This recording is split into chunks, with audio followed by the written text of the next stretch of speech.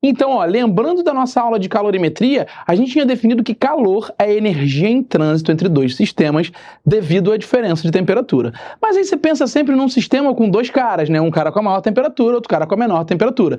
Aí o que a gente brinca de falar? Que, não, o calor sai num e chega no outro, não é isso? Né? Aí se sai em um, a troca de calor, a consequência de troca de calor.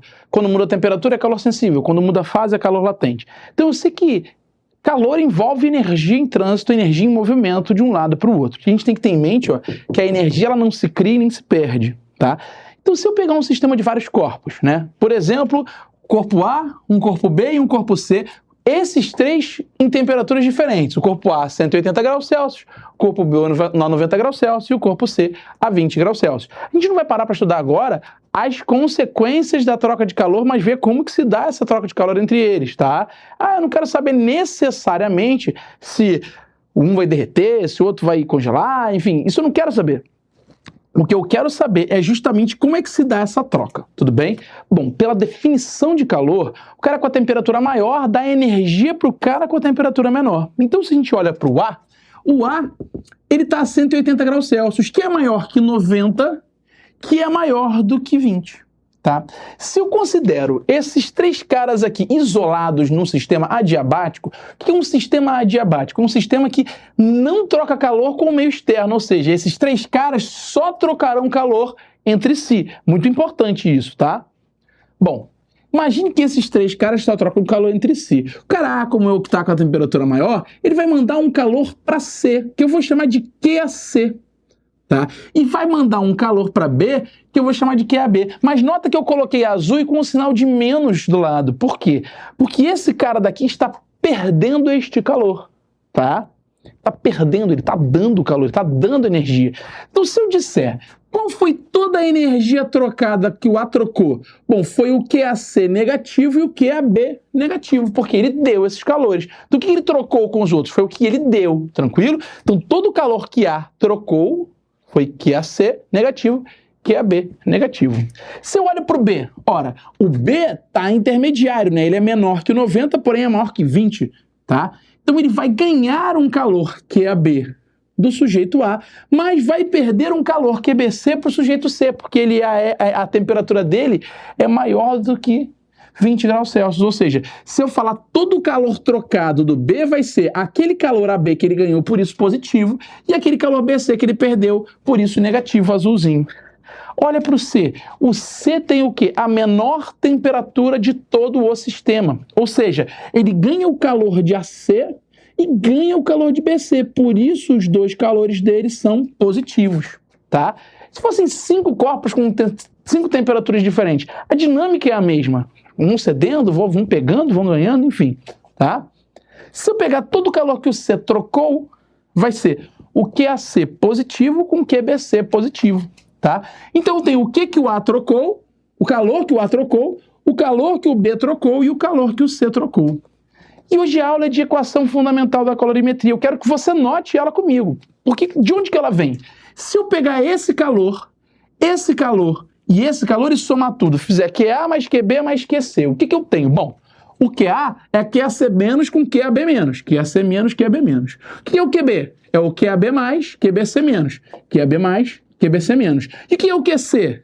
É o QAC mais, QBC mais. Beleza. Agora, olha, como a energia não se perde, o calor que saiu de A para C, se daqui saiu 100 joules, aqui chegou 100 joules.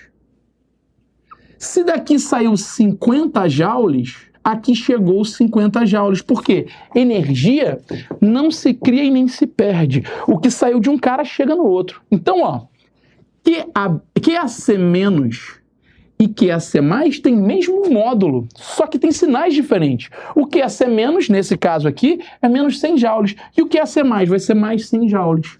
Quando eu somar esses caras, o QAC menos com o QAC mais vão cancelar, porque é o quê? Menos 100 joules mais 100 joules. Se eu olho para o QAB menos, ele tem o mesmo módulo de QAB mais, porém sinais trocados. Então, se nesse caso aqui eu disse, sei lá, que foi 80 joules o QAB menos, né? Menos 80 joules. vai chegar lá a mais 80 joules, certo? Então vai ficar menos 80 mais 80, vai dar zero. E o QBC menos? Não foi 50 joules? Só que menos porque ele está perdendo? Quando chegar lá vai ser mais porque ele está ganhando. QBC menos, um QBC mais. Isso tudo vai dar o quê? Zero. A soma de todos os calores envolvidos numa troca é sempre zero. Se eu pegar um sistema fechado adiabático, todos os calores trocados entre eles, quando eu somar, vai dar zero. E essa é a equação fundamental da calorimetria. Tem esse símbolo aqui, que é o símbolo do somatório, né? Vamos supor que eu tenha N elementos no sistema. Aqui eu tenho 3, né? A, B e C. Se eu fosse fazer isso aqui, né, eu teria que escrever essa notação com o I, que é o início, o índice I, começando no 1 e indo até o N. No nosso caso, seria 1, 2, 3 corpos. Eu colocaria a minha equação fundamental da calorimetria assim, ó, Q de I de 1 até 3. Isso é igual ao quê? A Q1 mais Q2 mais Q3. E a equação fundamental da calorimetria diz pra gente que isso é zero. Como que eu vou fazer isso funcionar num problema? Bom, peguei um gelo, peguei uma água, misturei. Bom, eu tenho que avaliar. O que cada um vai trocar? O que cada um vai acontecer? Não, o gelo, ele vai derreter, o gelo não está a 0 graus Celsius, o gelo está a menos 5, tá? Mas tem muita água, tipo pegar uma pedrinha de gelo e jogar na caixa d'água. Ó, tem muita água, esse gelo vai derreter todo, depois vai chegar em equilíbrio térmico com a piscina. Bom, mas ele estava a menos de 0, né? E eu sei que só pode mudar de fase quando ele alcança a temperatura de fusão. Então, se estava a menos 10 o gelo, ele tem que trocar calor para a água, para passar de menos 10 até 0, aí tem um calor sensível. Depois tem que derreter todo, calor latente. Depois ele vai aquecer para chegar numa temperatura de equilíbrio, calor sensível de novo. Então esse calor que o gelo trocou foi um calor sensível, mais um calor latente, mais um calor sensível.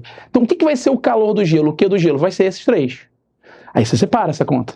E a água? Bom, a água não mudou de fase. A água estava na temperatura de equilíbrio, estava na temperatura inicial, foi para a temperatura de equilíbrio. É só um calor sensível. Pá! Quando você somar esse calor sensível da água da piscina com aqueles 3 calores do gelo, pum, tem que dar quanto? 0. Acabou. Todo o sistema é assim. Você vai pegar todos os calores envolvidos, faz um esqueminha, tá? Vai somar e vai dar 0. Tranquilidade? Então, ó, um beijo pra você. A gente se vê por aí. Tchau, tchau.